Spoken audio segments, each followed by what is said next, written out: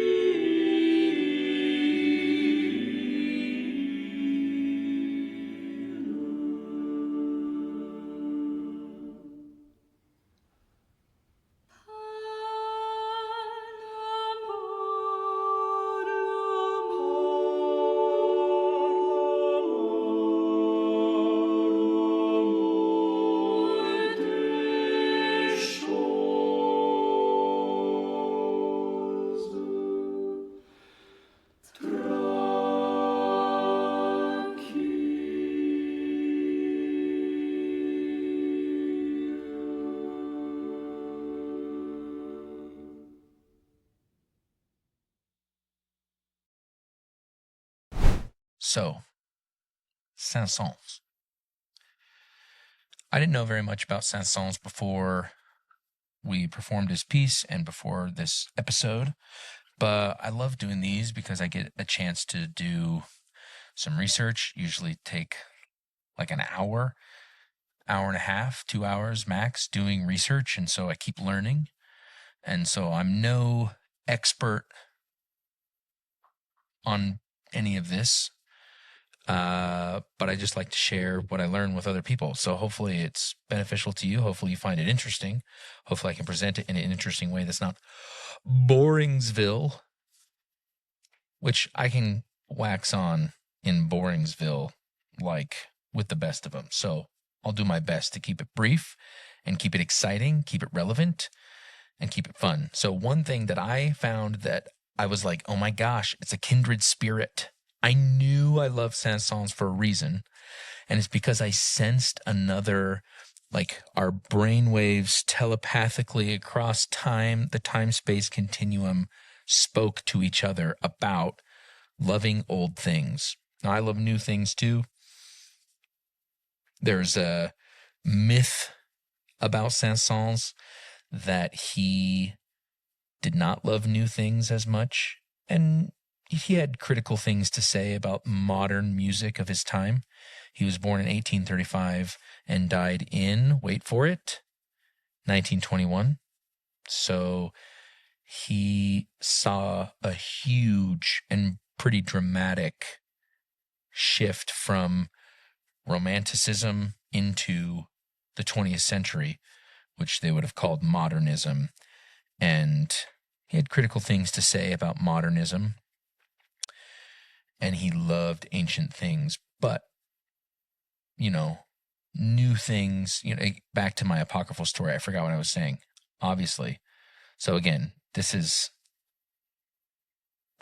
probably not true, but it's a fun story nonetheless, is that the myth goes that Saint-Saëns was at the premiere of Rite of Spring, which is a ballet by Stravinsky, and that he stormed out after the opening bassoon solo, which sounds like this.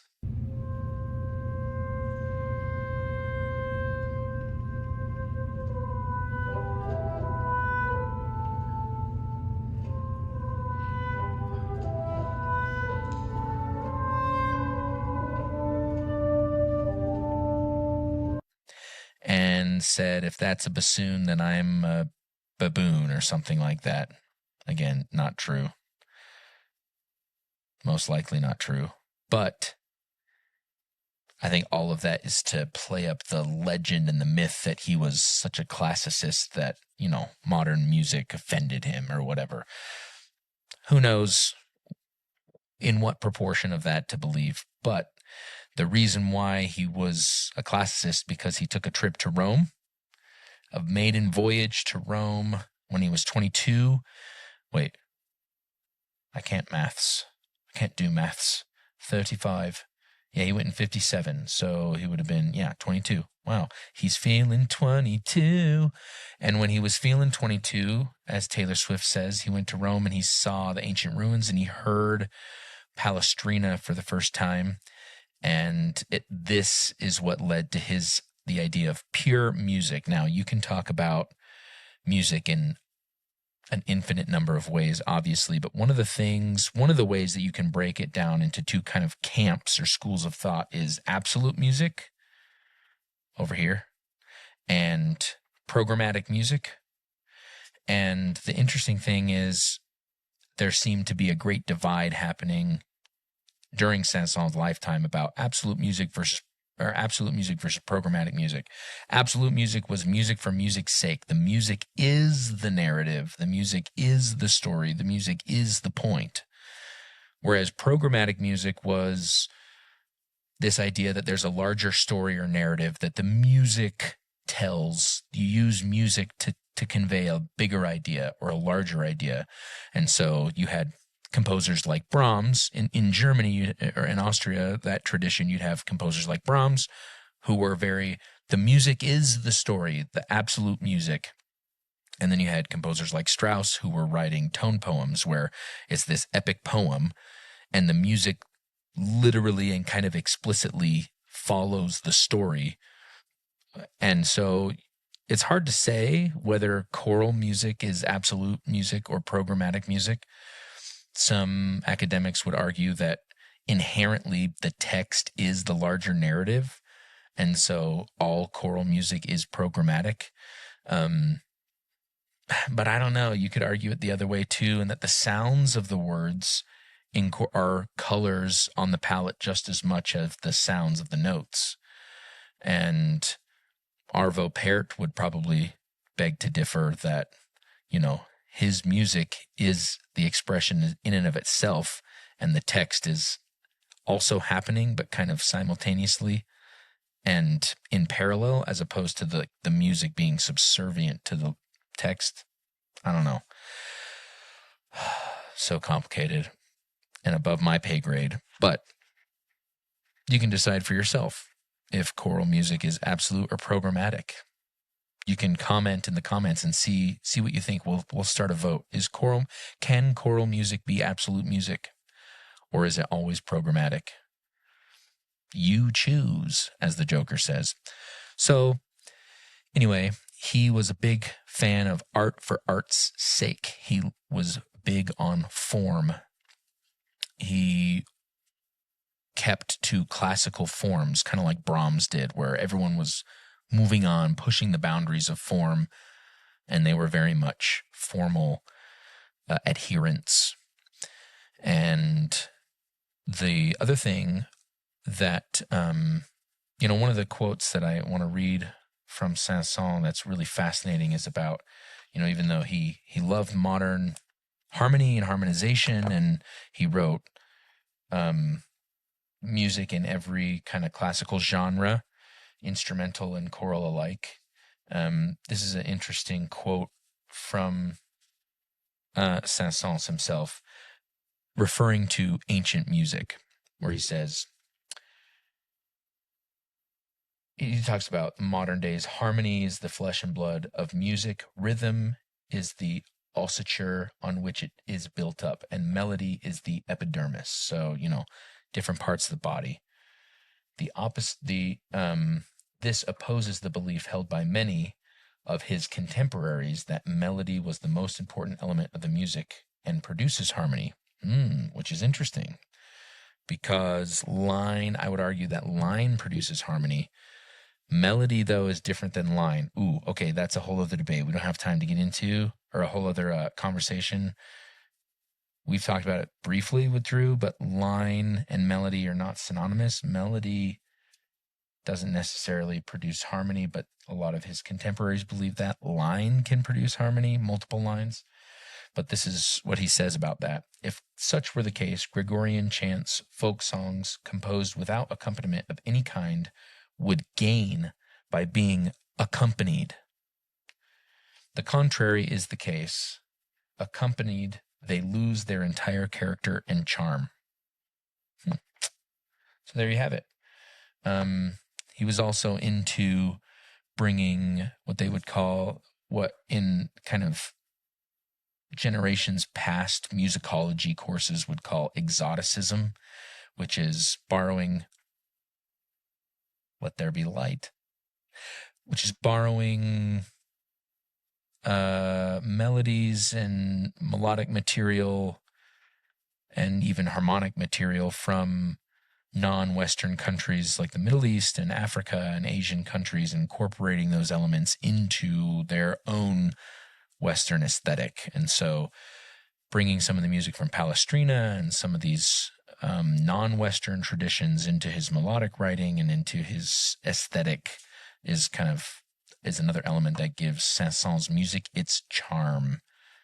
So, without further ado, let's invite Drew on so we can talk about his piece Calme de Nuit, which again, we will listen to again at the end and see if you can pick up some of those elements.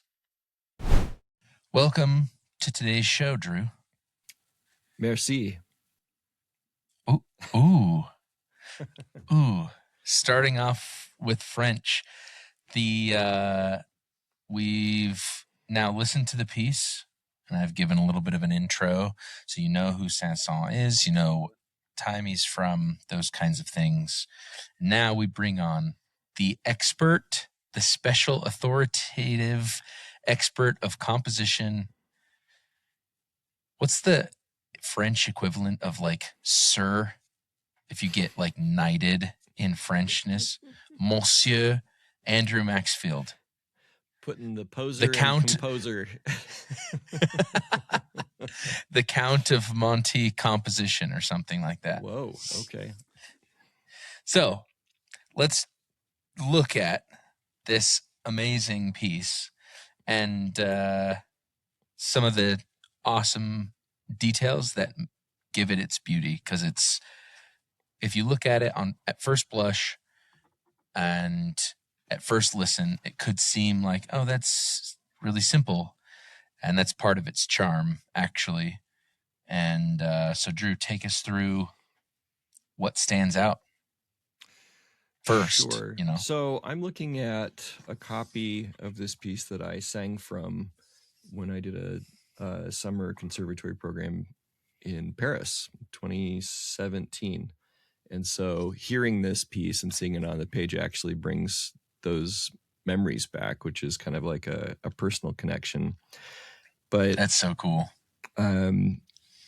Looking at it on the page actually reinforces exactly what you're saying, which is you see a whole bunch of quarter notes.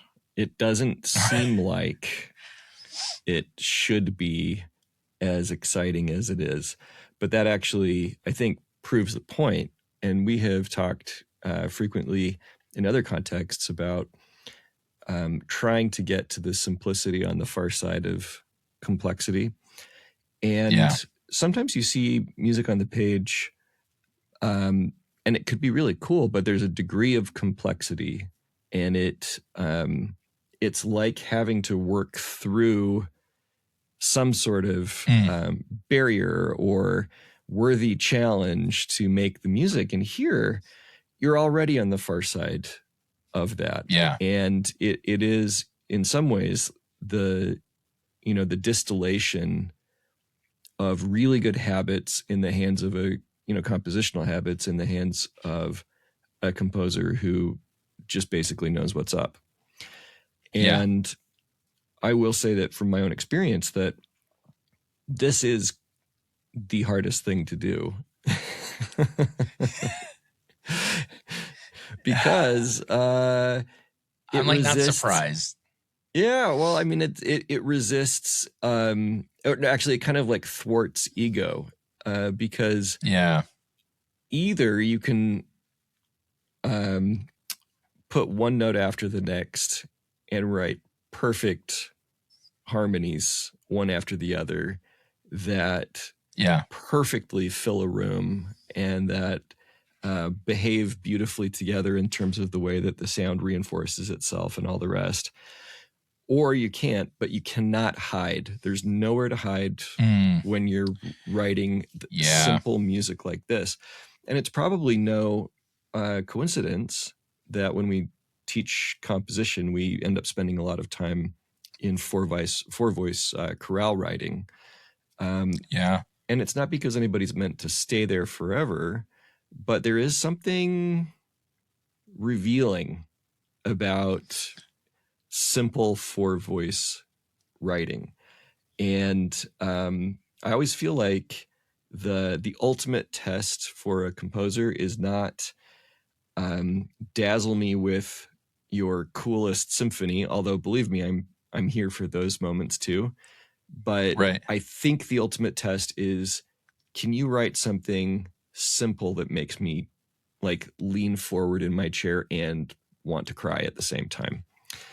That could just be that's the world according to Drew, but that's how I feel. Well, but I think that's it's just like we've said. Man, this is probably even years and years ago, on back when the podcast was mostly just me, and you would come on for the Andrew special, and we talked about what do you do when all the notes have been taken? They've all been, all the notes have been used.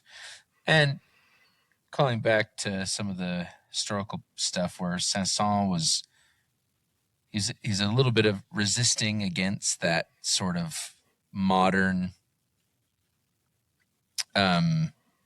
explosion, really, of genre and styles going all over the place. And he was kind of, I would say, traditional conservative in his composition in a lot of ways.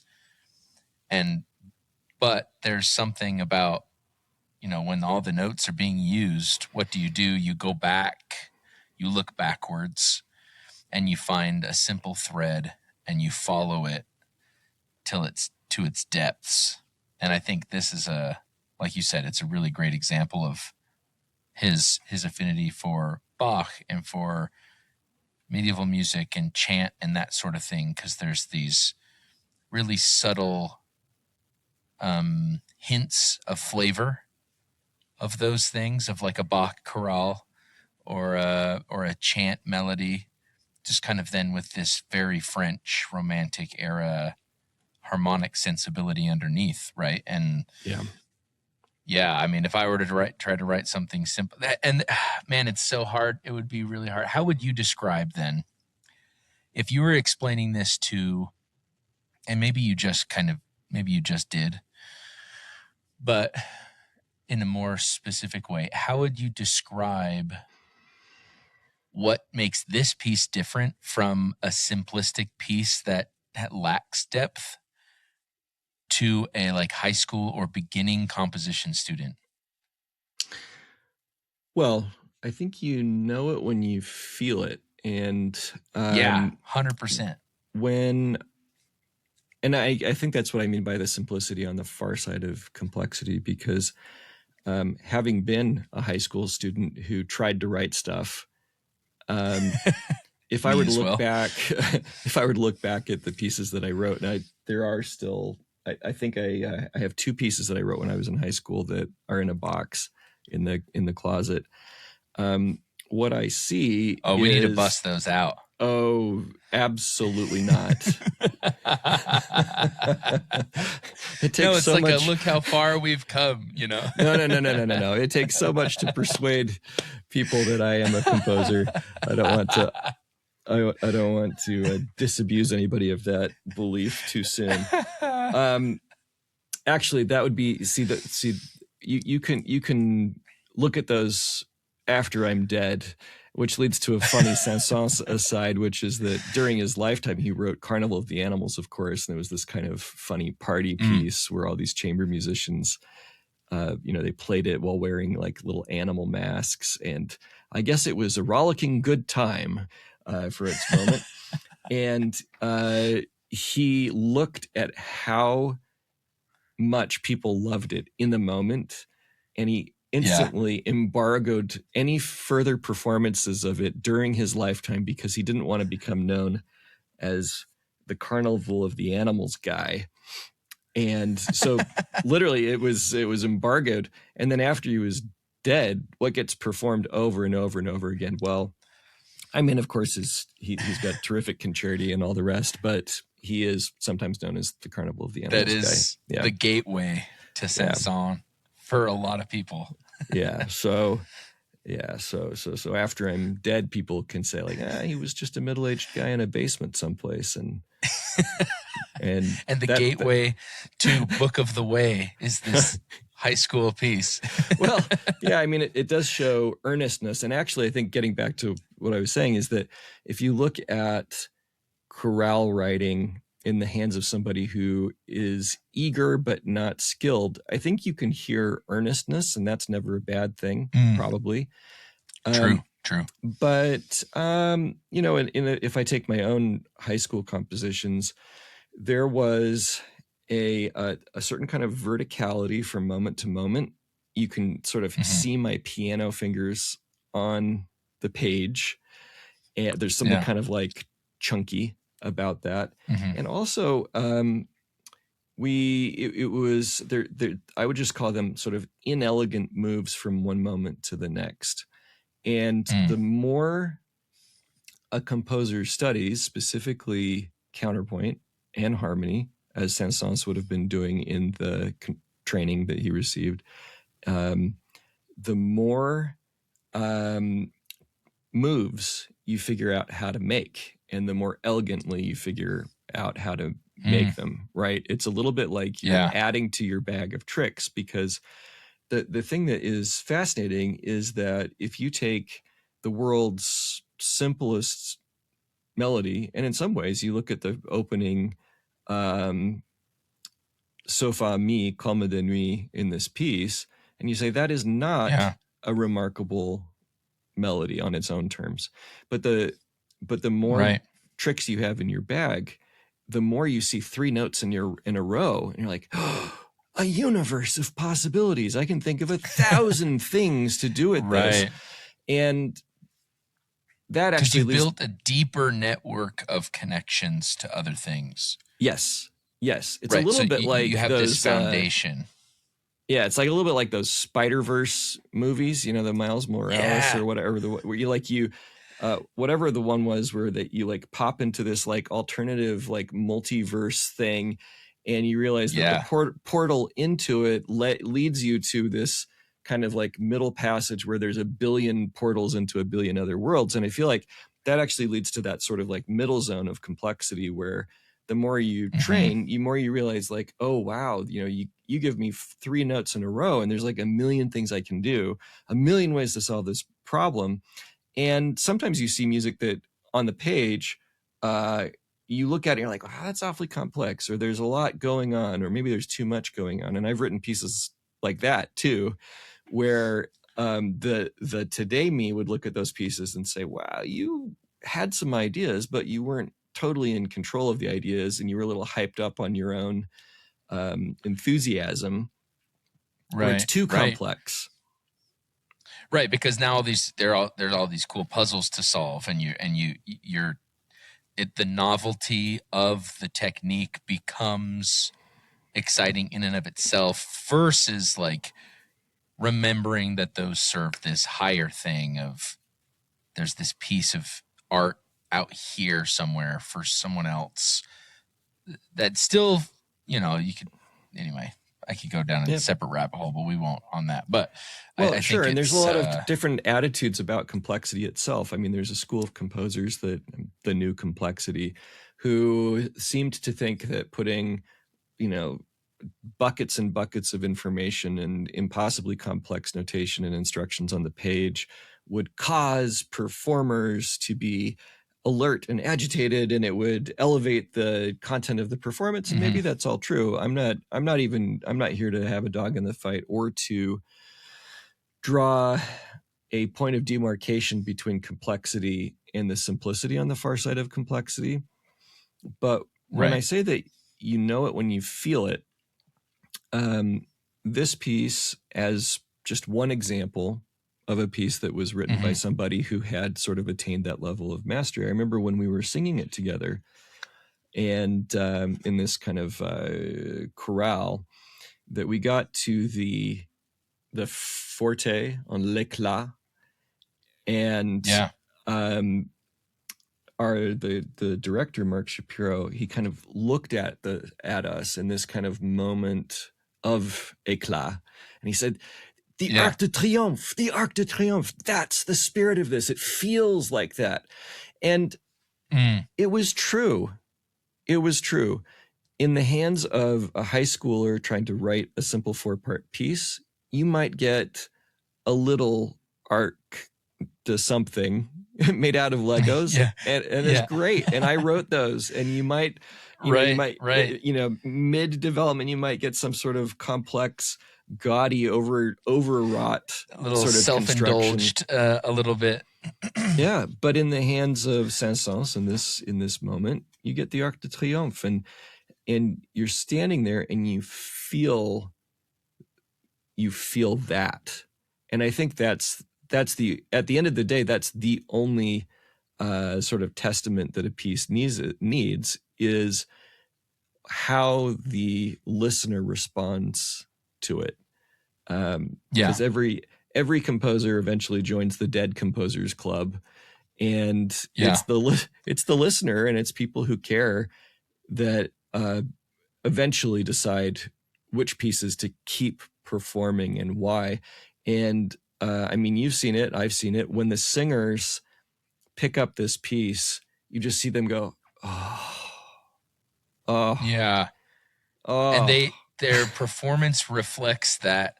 It's so fascinating because there's complex pieces that we've performed, like Stations of the Cross and Book of the Way, that the singers love. And then there's simple pieces like this that they love in a completely different way. Yeah. Where it's like I like what you said, is that there's nowhere to hide.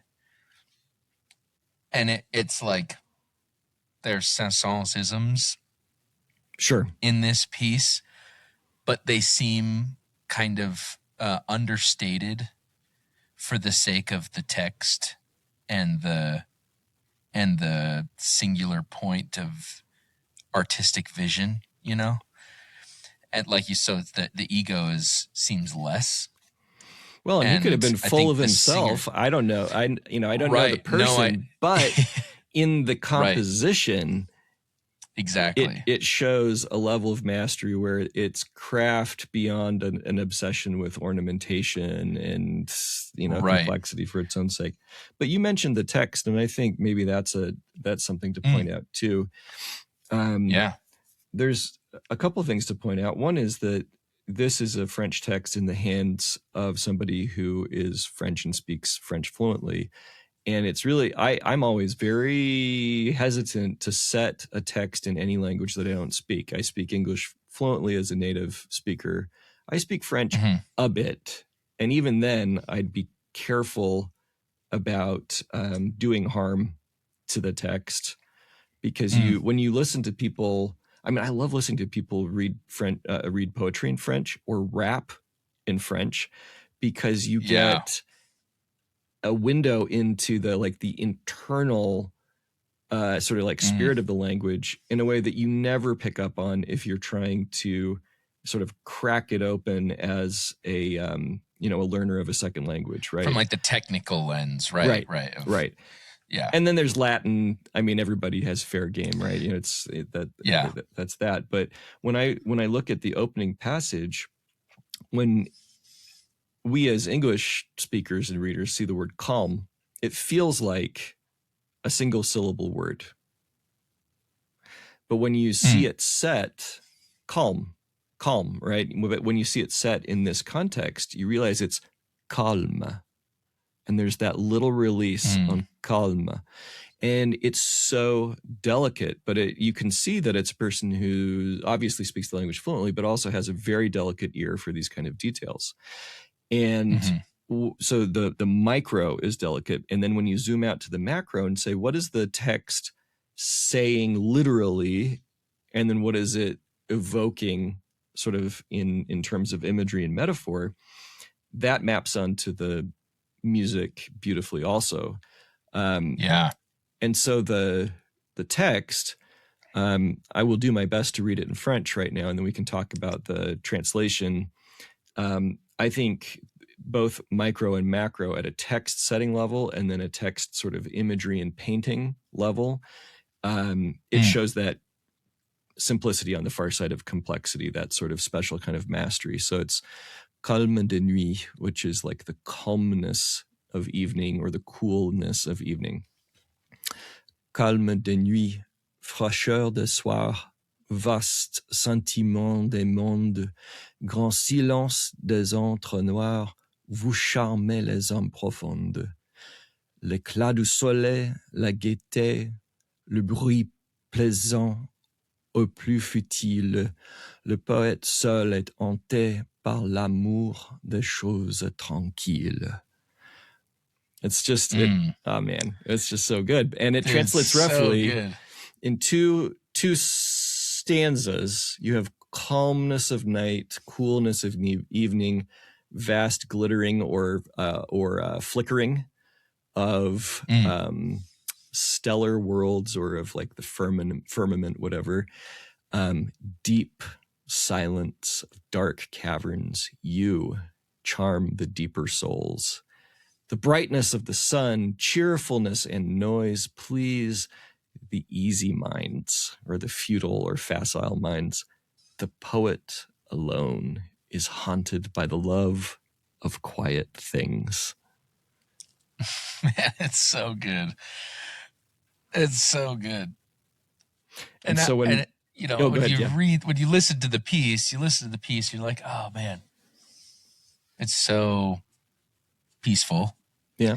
And then you read those words and you listen to it again and you're like every single one of those moments, like you said, there's a macro level of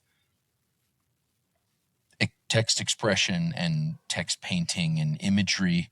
And then there's a micro of individual notes and lines attached to individual syllables and vowel shape that really give it its. So like even that first, if I share here,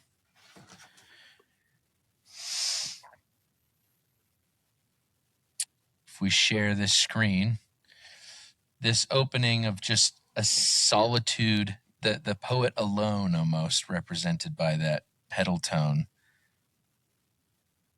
Ka. Yep. And that warm, dark alme de nuit.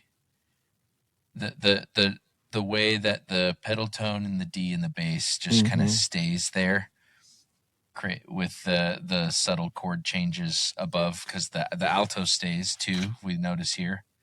Yep. And it kind of serves as these anchors, and you have this tenor stepping up, alt, soprano just coming down. 3 notes, your 3-note pattern again.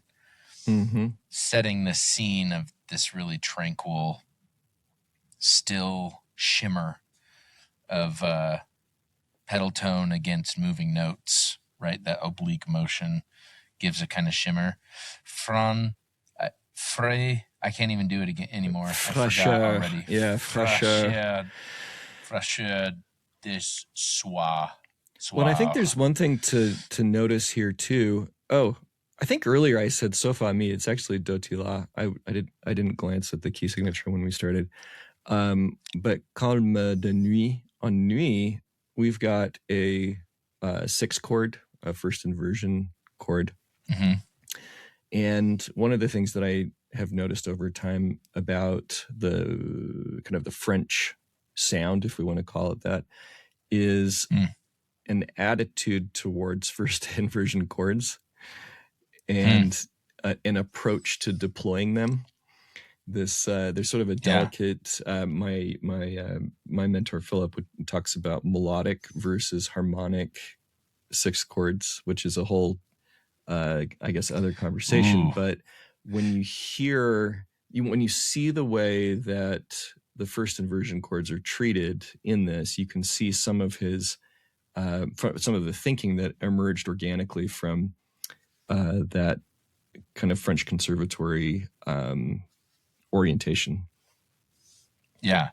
And I think it, like, the vowels themselves with the chords seem inevitably connected. This schwa, now all of a sudden being on that E minor chord, this chord here, you know, this open, nice, warm, dark ka, ma de nuit, and then all of a sudden it's like nuit, we're on E vowel, which is brighter, and we're on that first inversion chord, which there's something, I don't know how I would describe or why that is, but there's something, the slight unease of having the third on the bottom, or instability of having the third on the bottom, connected with that really bright E vowel that maybe actually, it might be counterintuitive, but adds to its stability a little bit.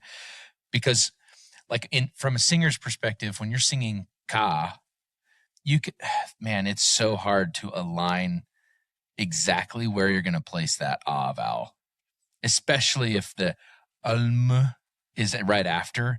Does it hint towards a darker ah, calm, or do we try to keep it calm? I mean, that right there is like 5 shades different, and there's 5 in between what we just did. But now when we get to E, E is so much what am I going to say? It's like the depth of field for an E vowel is much narrower, and so it's easier to align. Same with oo is the same, but on the dark end. Ooh versus E, that the instability of the one on the bottom is balanced out by the E vowel. Again, he's probably not thinking of all this, but from the conductor's perspective, that's like, wow, that color is now really cool and shimmery, and we can like lock right onto it to paint this scene, you know? Yeah. So anyway. Yeah. Well, I think a text like this, for the reasons that you mentioned in terms of like the vowel content, which is a little bit like the colors of paint that you have available to you or something like that, you know? It's totally.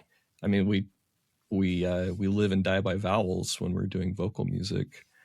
But if you look at that content and then you look at the poetic imagery, you're like, oh, this text is a gift. Yeah, it really is. And it's, there's something, it's like healing to the soul where you can sit there and it feels like your shoulders. I have a shoulder tension problem. And so my mentor, Dr. Bradford, would walk by when I was conducting in class, and he'd just like tap me on the shoulders to get my shoulders to relax. And he'd just relax your shoulders, you know, and I was like, oh, yeah, it's true. And so I tend to creep my shoulders up just a little bit. But there's something about even just the first phrase releases my shoulders, you know, even conducting it, which as an aside is if we're talking about 4/4, it's really easy to conduct in a 4 pattern. There's lots of quarter notes, but because there's lots of quarter notes, it can get really boxy really quick. The point is not to have a whole bunch of rubato, though, and make it feel overindulged or kind of something that it's not. We want to align the simplicity of performance with the simplicity that's on the page, but on the far side of complexity. But I like treating the quarter notes as if they're eighth notes. So I like to conduct it in 2. It's scary. It's like scary because there's a lot of space between those trapeze end points. But I think you're right, because if you look at the shape of the phrases, the quarter notes I think we're really feeling them like passing tones. And if they get if they get too much of an accent, da d, you know, it really undoes the sentiment in the text. Right. And like, especially because if you're thinking in 4/4, like common time, so you would say that the strong beats are 1 and 3. And so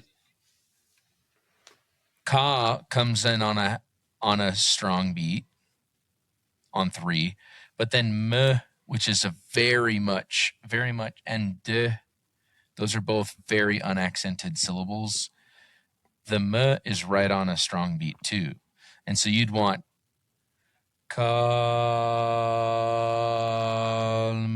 de nuit. Like you'd want to melt those together versus calme de. Every beat any note that gets a gesture gets more weight. So the more notes you can fit in one gesture, the more the phrase kind of moves along and the less weight each note gets.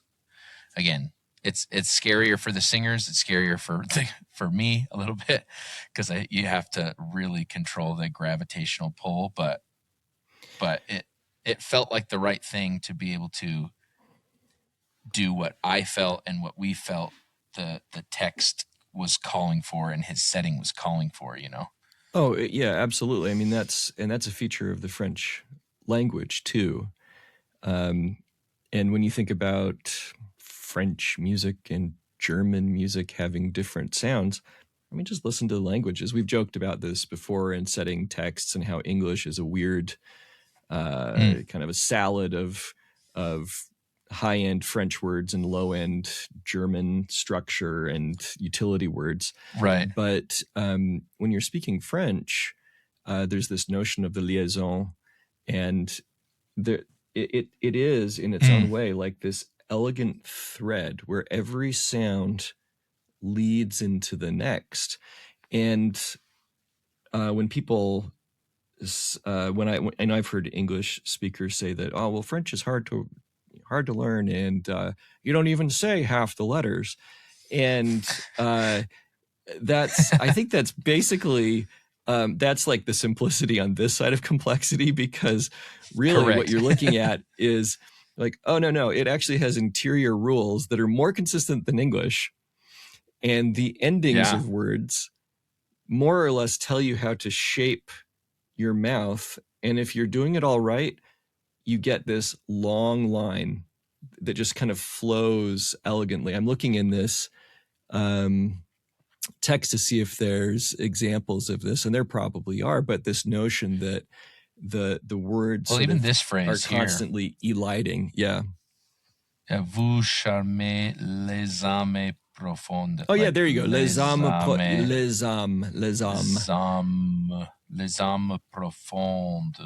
Yeah, vous charmez les âmes profondes. And so a very inelegant way to deal with that would be to think about those, they are separate words, but to think about them as like really separate sounds. Vous charmez les âmes profondes. Like you could just totally destroy that, which gets a little bit back to your point of like every note that gets a beat is going to get like a little tiny hammer tap on it. Yeah. And that totally. I mean, you might do that in German, where there's kind of like a ha ha ha kind of a sensibility to that, and that we could look at Brahms or something and talk about what makes German beautiful and cool. But in this case, vous charmez les hommes profondes, like that's what makes it's French like all French one sound. Yes. Yeah. Right. It's one line, one phrase, which lends itself so well to this being done in two. And then all of a sudden you have this long little passage of great, unbelievably great counterpoint through all of this, with these beautiful suspensions going on, and it just kind of resolves with this. You know, it's funny. We were talking, Drew and I were talking the other day about a piece, and it was like, there's a perfect authentic cadence here in this piece that Drew was writing. And it's like, and it feels kind of cheeseball out of all these other harmonies that were like really beautiful and very dialectically specific for that piece. And then it was like this perfect authentic cadence of 5-1, and it just felt to me like it was cheese out of context. And in this piece, you have this perfect authentic cadence that feels textbook from your harmony class, and it feels so tasteful and beautiful and exactly right, as opposed to being quote unquote like cheesy because of the context of everything else that he's doing. Right. It all has to do with the dialect, the harmonic dialect that he's using. Yeah. Well, I think it's really interesting you pointed that out. And it was true. That chord in my piece was total cheese, and I'm glad we solved it. Grateful for your input. Oh, it's like, it's so like juicy now and warm and juicy. Perfecto. Well, yeah, because I mean, these days we have, our vernacular and our dialect is different. We're living on the far end of the 20th century. There's a lot that's happened since then to now, right? I don't know what year this piece was written, but let's say somewhere around turn of the 20th century, just beforehand, right? But when you use the word textbook, I think that's really, really interesting to get back to our conversation about simplicity, complexity, simplicity. Because when I look at this 4-voice writing and I go moment to moment to moment, I say, well, there's a textbook move. Ooh, there's a textbook move. But I think I'm reacting to it in a different way than if I was looking at an undergraduate who's trying to follow a textbook to write a 4-voice composition, right? Because when you see a piece that's simple on the early side of complexity, you see somebody who's trying to figure out how the rules or how the principles work from a textbook. And when I see this, I see somebody who's basically ready to write a textbook from having internalized from having internalized all the principles, right? And I think that section that you had just showed on the profonde was a great example of that, because Saint-Saëns was a monster pianist, right? Like no shortage of virtuosic capability. But when it comes time to set the word "vous charmez les hommes profonds," you charm the deeper souls. He's not reaching for flourish because he knows that's the wrong answer. Yeah. Really. Yeah, totally. Right? And that's completely opposite of the sentiment of the poem. Yeah.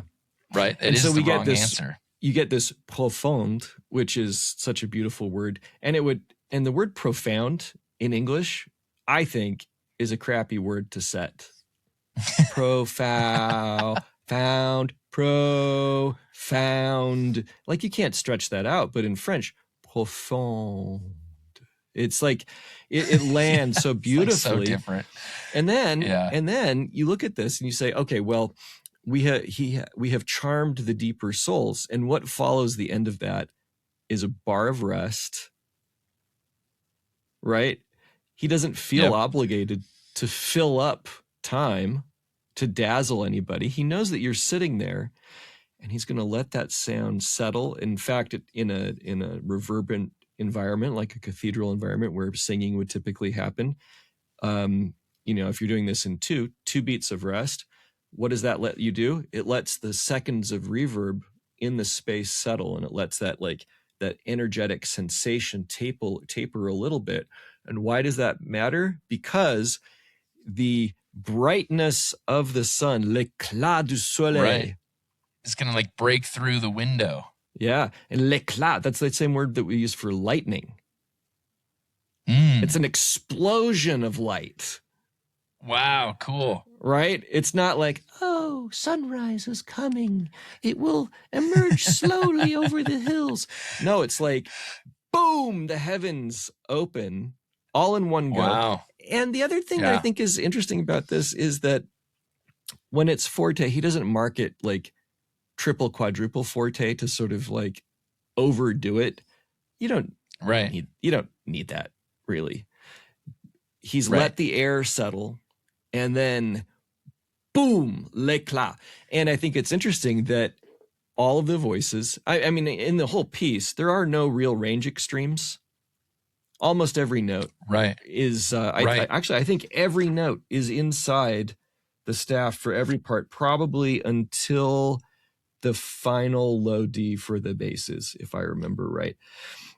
He's not using extremes of register. He's not using extremes of dynamic, except, extreme quiet. These are ordinary notes in ordinary registers that are just like handed to the singers. It keeps the singers in like a position of complete strength at all times. And when that éclat comes out, you give singers those pitches at that dynamic in this context, and you bet they're going to have a great time singing that. L'éclat du soleil, right? It's just like bam, it explodes. And then we're only in that like explosion of sunlight for 1, 2, 3, 4, 5 measures until we get to that beautiful, subtle little cadence. And then the top part of the Arc de Triomphe has passed, and boom, we're right back down to the key sentiment that sort of mirrors where we came from, which is that the poet alone is haunted by the love of quiet things. And I think the love of quiet things is it's not like you want to put a banner message over a quiet piece, but it's like a little tiny tiny message on a quiet piece. Yeah. But like a little tiny, yeah. The love of quiet things. I mean, that in itself is a gorgeous sentiment. And I feel like I love all types of music, every dynamic range and all this kind of stuff. But one of the things that I love so much about music is the love of quiet things. And I feel like this is a textbook both of counterpoint and voice leading. It's a textbook of text setting, a textbook of elegant construction with a very simple but effective arch shape to the piece. And it is a textbook on the love of quiet things. I kind of said it better myself, is perfection. Well, with those things in mind, let's listen to it again, and we'll follow with the score, and you can see if you can sense some of those things and feel the long phrase and let it be part of your daily quiet thing. Love it.